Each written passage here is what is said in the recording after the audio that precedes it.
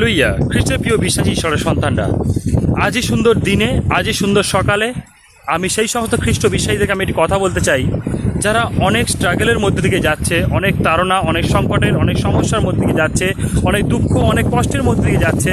আমি তাদেরকে একটু বলতে চাই, বাইবেলে লেখা আছে যাত্রা পুস্তকে যে সদাপ্রভু হলেন বীর যোদ্ধা।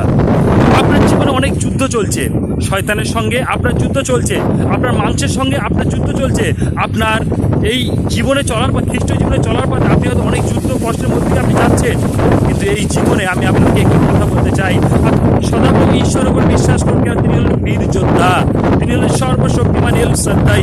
আপনি তার উপর বিশ্বাস করুন, নির্ভর করুন। আপনার জীবনের সমস্ত চলা যুদ্ধের ভার আপনি ঈশ্বর সদাপ্রভুর উপরে ছেড়ে দিন। তিনি হলেন বীর যোদ্ধা, তিনি আপনার হয়ে যুদ্ধ করবেন এবং আপনাকে বিজয় অপেক্ষা বিজয়ী করবেন।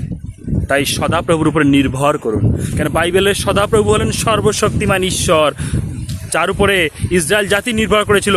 তিনি ইসরায়েল জাতিকে মিশর দেশ থেকে মুক্ত করে নিয়ে এসেছিলেন। তাই আজ যদি আপনি সেই সদাপ্রভু ঈশ্বর উপরে বিশ্বাস করছেন, তাহলে ঈশ্বর আপনাকে মুক্ত করবেন, আপনাকে আজাদ করবেন, আপনাকে বিজয় অপেক্ষা বিজয়ী দেবেন। হালেলুয়া! ঈশ্বরের নাম ধন্য হোক।